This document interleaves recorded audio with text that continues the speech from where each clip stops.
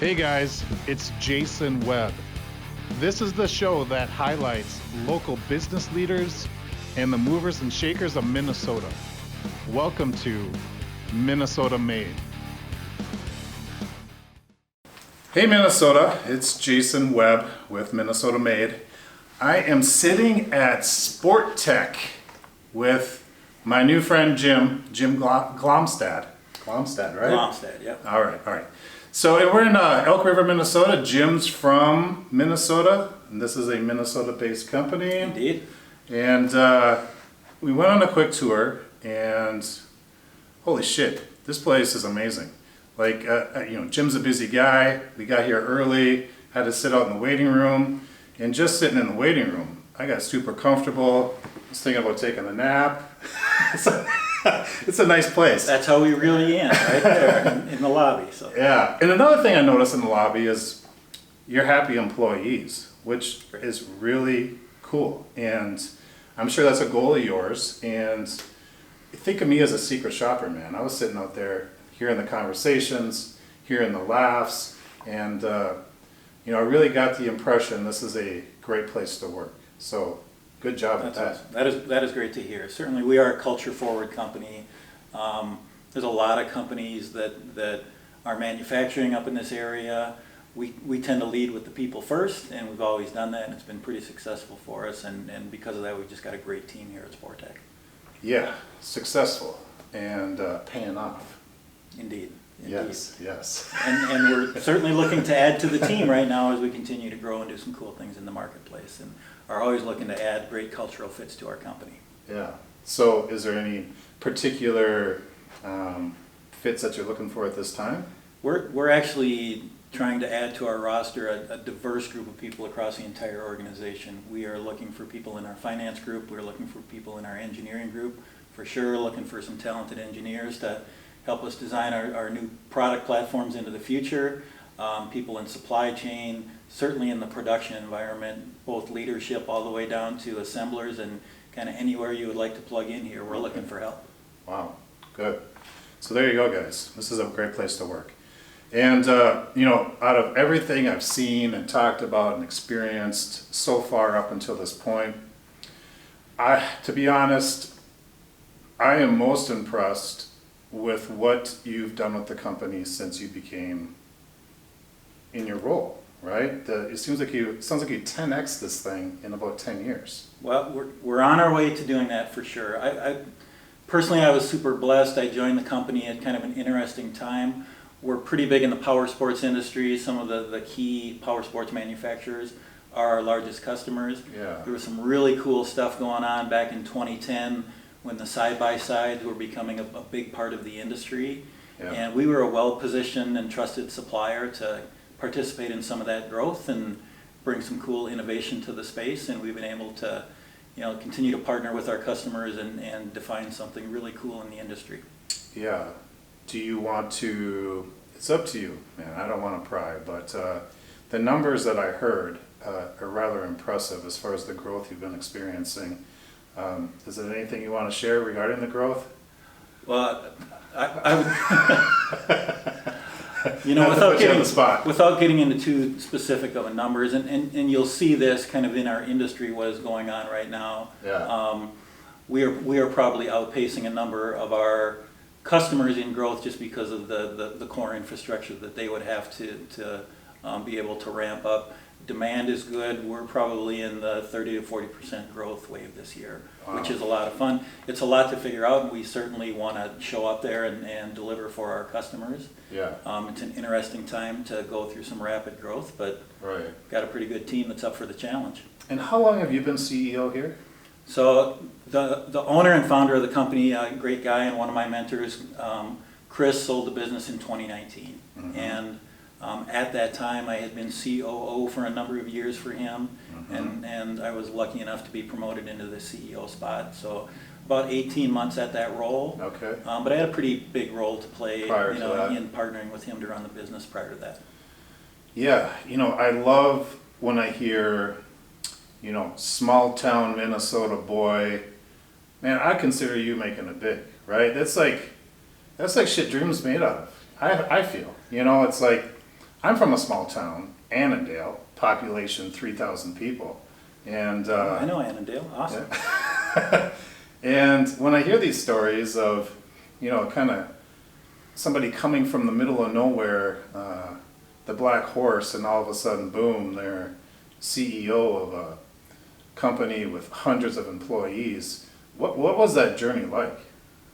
You want to take us through some of the high points and or low points of that? But it's funny, my son is graduating high school this year, and I've had a number of conversations with him as he's trying to figure out what he wants to go to school for, and specifically study, that there's no guarantee that what you go to school for you will ultimately end up doing. True. But certainly the right choice for me was a technical role. I was a math science guy growing up, really liked that. Ended up going to North Dakota State, go Bison, to study electrical engineering. Did electrical engineering for a couple of consulting companies right out of school. Yeah. Enjoyed that work, but it was away from Minnesota. I love Minnesota. I wanted to get back. Yeah. And I made my way back here in the early 90s and went to work for a manufacturing company in the process control industry. Was doing engineering and technical support. I was really drawn to the marketing side of the business, product management, strategy around products, development, growth, sales. Sure. So I kind of headed down that path, and Okay. I've been super lucky. I've been mentored by great bosses. I've been surrounded by good teams. I've learned the value of good teams and developing them and partnering with them to get stuff done. Yeah. And a little bit of luck here and there, and I Yeah. find myself in the chair. Yeah, well, I think you're being modest. What do they say luck is? It's like when hard work and opportunity meet, and then luck occurs. So my guess is you've probably been a hard worker all your life. I mean, what was childhood like? You're a bigger guy? Were you captain of the football team and hit it hard in the gym and excelled in athletics and that type of thing? Well, I was actually a smaller guy, and I grew quite a bit in college. Oh, And I was okay. probably a little better golfer than I was a football Oh, player. okay. But certainly I was raised in a farm community, out picking rock and detasseling corn Oh, and yeah. riding bean bar, mowed a dozen lawns and had paper routes and Yeah. all of that stuff. My dad was my high school principal and a pretty good guy, but he taught me work ethic, and Yeah. that's certainly stuck with me and something I've tried to work with my kids on as well. Yeah, well, good. All right, so Sportech. Let's talk a little bit about Sportech. What are some of the things you do, and what do you contribute your success to? I mean, as COVID hit, people stayed home. There was nothing to do, so they went out and bought ATVs and side by sides and that type of thing. But I don't think that could be all of it. So yeah, just talk about Sportech. And, Sure. So I love talking about Sportech. The story of this business is really cool. The different phases of growth of the company has always been really interesting, and it's fun. It's been fun to be a part of that. The business was founded, I guess, 27 years ago now, by a gentleman named Chris Carlson. Chris was a lifelong entrepreneur. He's gone on to do other entrepreneurial things, which we're super excited about for him. But he basically came up with a great product idea that would enhance the trail performance of a snowmobile to keep snow from plugging up the headlight. And that simple idea, which everybody has that idea, everybody has some idea, people just don't take action on that typically. He took action on it, created a part, took it to Heydays, which is a local snowmobile swap meet, kind of knocked it out of the park there, got into some aftermarket windshields under a brand name that he developed, caught the attention of the OEMs, and kind of our journey to be an OEM supplier, or somebody that would sell product not branded Sportech, but would be branded by the OEM's brand. That's where that journey kind of started, even 25, 27 years ago. Just to keep the snow out of a headlight on a sled. Yeah, but it was a needed product for sure. The thing was recessed, snow would pile in there. I don't know for those of you who snowmobile at night, but it's kind of mildly important to have the headlight work and light the trail up for you. So I think the way he would tell the story, after stopping enough times and digging out the snow out of that, he came up with a great idea and took some action on it. Awesome. And then... Now, his name was Chris? Yep. Is he the one that just sold it in 2019? He sold it in 2019, Okay. So he was certainly an unusual entrepreneurial owner and founder. He stayed and ran the business as CEO all the way up to 2019. Yeah. A a lot of people tap out with different levels of growth along the way, but Yeah. you know, he liked the business, he liked the team, he was passionate about the industry, and really did something wonderful for his family with developing the business. How did you and Chris meet up? Is there a job posting, or how did that happen? Funny you would say that. So this is one of those interesting. It's kind of who you know, but it's kind of weird how small of a world it is. Right. So there's a local business leader. His name is Matt Norman. He runs all the Dale Carnegie training franchises here in the area. Matt's a great guy. At the previous job I was at, where I was VP of sales, I was looking at getting some sales training for my team. I went over and took one of their classes to kind of audit it and check it out. And he and I just, oddly enough, hit it off. He was teaching the class, I was checking it out. Yeah. We went out and had a beer, and we were just getting to know each other a little bit. And Matt said, you should go check out this company called Sportech in Elk River. I'm trying to sell them some training. They're looking for sales leadership. I had been at my previous company for about 10 years and was kind of interested in a change. Sure. So the internet wasn't as much as it is now, but I got on and kind of Googled the company, and I'm looking at this building, and this building is identical to my college roommate's manufacturing building in Elk River. So I call up my college roommate, who I've become a lifelong friend, and I said, do you know this Sportech company? And this, he goes, that's Chris Carlson's company. He's my mentor. I had lunch with him. So I'm like, you gotta be kidding me. So we set up a lunch, and I came up and met the owner, and we kind of liked each other's story. And he was looking to either bring on a general manager to run the business or bring on somebody to run sales. I said, I kind of want the first job, but I'll run sales and see if we can get some stuff going, just to kind of see if we like each other. And things certainly worked out, and it was pretty cool. Wow. So when you were telling that story, when you're talking about calling your old college roommates and him knowing exactly the building you're talking about and who you're talking about, I refer to that as a raindrop. And before a storm comes, you get these sporadic raindrops letting you know that something's on its way. And I take it, when those things happen in my life, I take it as a sign, this is the right path. Yep. It's reassuring, you know what I mean? All right, so you and Chris hook up. Yep. And you come on board. And I think you said you're running the sales part? Yep. Right? And then that developed into more. Chris liked what you were doing, and then you took over some of the operations pieces, right? Yeah, I got really lucky that a lot of the strategic planning, we led that. That was a sales-led operation within the business. So I partnered with Chris to kind of go through our first level of marketing and strategic planning. Yeah. It was something the company had done in the past, but I brought in a little bit of experience in a process. Something, to your raindrop analogy, something else that kind of joined Chris and I at that time in the business was we got introduced to EOS, which is called the Traction or the Entrepreneurial Operating System. It was a way to help small entrepreneurial companies kind of put in a way to run the business, to do their strategic planning, to set up meetings that work across the organization. And it's something that's pretty big in Minnesota manufacturing right now. I know another company that uses the same system. Is that right? Yeah. Yeah. So we got hooked up with Peyton, the local EOS guru, really helped us organize our strategic planning. So between the serendipity of us two meeting, between bringing in Traction, it set up kind of a cool recipe for growth.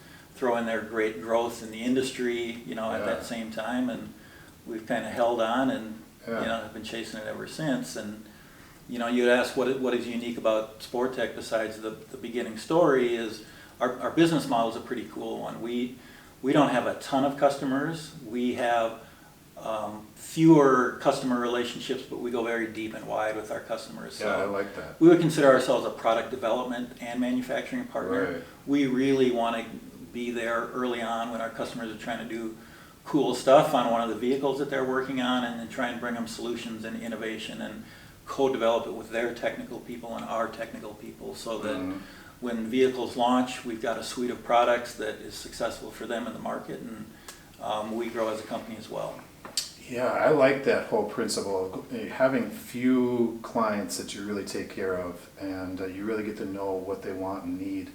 I have two insurance agencies. One is this does the personal lines, typical home and auto, thousands of customers. Like, I know some of them, right?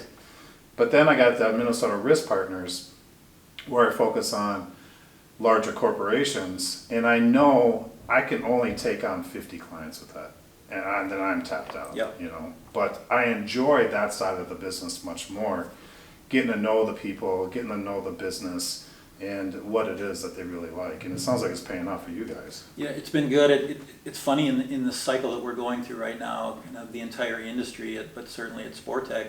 I mean, demand is extraordinary coming out of COVID and kind of what's been going on in the outdoor space, and we are struggling to keep up. The whole industry has capacity constraints, but it's for a company that likes to go build deep relationships and not disappoint our customers, to not be able to fulfill everything we want at the time that they want the parts. It's really challenging for our culture, because we're just wired that way in a kind of a service orientation for them. So, and when you take on too many accounts like that, it's tough to replicate that model, to your point of you don't want your service level to slip. So. Right. Yeah, that's important. Yeah. And it sounds like, going on the tour and looking at the parts and so on, side-by-sides seem to be your bread and butter, right? It's a good platform for the industry. It certainly is a good platform for what we're good at designing and some of the manufacturing processes we have. Yeah. What's the future looking like here? It sounds like you got 2 facilities, right? That's correct. And you're looking at expanding the footprint of the other one? Yep, that's correct. We're actually going through, we had a great groundbreaking ceremony with the local community, and the chamber was there, the county was there, and we love Elk River. Elk River is foundational to our existence as a business. They get behind us, they incent us to stay here, and we love to return to the community. We had them out for a groundbreaking ceremony. We've got, in this facility you're at, which is our headquarters and kind of our capital intensive manufacturing, we've got 100,000 square feet here. The other facility that you drove by that you're talking about, that's more of our assembly plant. We've got 100,000 square feet of manufacturing there, and we are doubling that one to add another 90,000+. So we'll have about 300,000 square feet here. And we hope to get into that new expansion in September, October of this year. Jeez, big plans, man. So it's ripping. It's ripping. But the industry is ripping too. And we want to get ahead of our capacity constraints and make sure that we have more opportunity to continue to fulfill and partner with our customers. So that's a pretty big bite of the apple, but we're excited about it. Yeah. Well, I'm excited for you. What some listeners might be wanting to know, your business here is bigger than most that we talked to so far, right? And what's Mr. Big Time CEO like to do in his off time? Do you have passions? Let me guess. Golf. A little golf. I'm kind of giving up. Although my son's back into golf, so I'm trying to get back into golf. Oh, nice. I'm an outdoors dude. I'm a hunt fish guy. Yeah. I really like to ice fish in the winter. We got a cabin up north that's a big deal to my family, and spend a lot of time doing that. I'm not as good of a summer fisherman, but I've got friends that are, so I rely on the kindness of my buddies to do that. Love to hunt in the fall. Love to chase big game every once in a while and go out and try and do cool stuff. Hunting? Some deer hunting for sure, although my daughter is a better deer hunter than I am, but that's fine. Yeah. And then we're big, we like recreating on lakes and stuff, so we do some wakeboarding and wake surfing and things like that. That's kind of been a fun thing for our family, so just get outside and do fun stuff. Yeah, I live on Lake Pulaski in Buffalo. I don't know if you're familiar. For sure. Yeah, it's a lot of fun. My boys enjoy it too. Awesome. So, I love the fact, again, that you're from a small town and you climbed that ladder. One thing led to another. The raindrops were falling. And if there's any young listeners out there who aspire to become their own CEO of a company, any words of advice? Get lucky is helpful. I would go back to work ethic is important for sure. Take on some summer jobs, do some work. That is important both to kind of drive and inspire effort in life, but it teaches you to work with people and connect with people and operate with people and learn how to be successful with people. Yes. If you are lucky enough to connect with somebody that you think knows something, be gracious and don't be afraid to ask for mentorship and help and That's something I've been struggling with. People tend Yeah. to want to help people, I believe. Yeah. And I think people can often be scared to ask for help, or Right. scared to Sounds- reach out I to don't know, somebody. It's like not macho, or it sounds weird or Yeah. something. I think people get hung up on that. But by and large, if someone asks you for some help, Yeah, I'm not going to say no by any means. regardless of the situation, most people would tend to want to help somebody along. That's so, true, yeah. So We get stuck in our own heads, I think. I've sought out mentors, but I've been super lucky too to have a couple just kind of Land. placed by Providence right Yeah. in front of me. And Chris, the owner of this business, although I've been successful in building teams throughout my life, he really taught me the power of building a good team, investing in that team, building deep personal relationships with that team, and Yeah. to build that trust, to build that camaraderie that, I mean, we're in the manufacturing business. You have problems in the manufacturing Sure. business. It is the nature of the beast, regardless of if markets are good or bad, and you want a team that you can work with and trust, and enable them to build great teams underneath them, to solve problems at different levels in the organization. And I know it's cliche, but it's really all about the teams and the people that you connect with in your journey, for Yeah, sure. you place a lot of importance on the people. Yeah, you're a people strategist in a sense, and trying to build up the people around you, right? And that builds up your company. It's surprising how little you can do by yourself, but how much you can do with a great team of people. Yeah, this is not a business for Lone Ranger. No. Well, we're growing, we're getting bigger, but we're still small and scrappy and entrepreneurial, and it's not the type of business where you can go and hide here and just kind of phone it in. You got to kind of get the craziness and get the industry, and Yeah. kind of want to show up and kick butt a little bit. So Yeah. that's what I like about this place, and that's what I like about the people that make it here and are successful here. They're wired in a certain way that they kind of get it. They get what we're doing and like it. Sure. Good. Well, I mean, listeners, if you're not convinced that this is a great place to work, I don't know what else to tell you. And, I experienced it firsthand, sitting out in the front entryway, the laughing and the joking. And they had a beanbag tournament going on today. Is that an annual event you guys do? Oh, that is the annual event. The right event, now. Yes. okay, all right. If you didn't hear trash talking, you probably weren't listening hard enough. So I heard somebody talking about the Double J's. It must be a team. yeah. If somebody wants to find out more about the company, maybe work here, what would be the best way of going about that? Would it be your website? Yeah, I'd start with the website for sure, and that's sportechinc.com. Okay. And just go out, you can just search under Sportech too, and you'd find us one way or another. And we've got all of our openings listed there, a little bit about the business, who we are culturally, who we are, related to the marketplace and things like that. And Yeah. you get a vibe for who we are, and please reach out and connect. And Yeah. we're looking to add to the team and continue the growth and help people develop and self-actualize, which is kind of a big deal around here. So Yeah, for sure. All right, Jim. I appreciate the time, and I see big things for you. well, I appreciate that. Thanks Yeah. for giving us a chance to tell our story a little bit. Yeah. And hopefully we can see you after the next wave of growth. Sounds good. Thanks, All right, Jim. Thank you.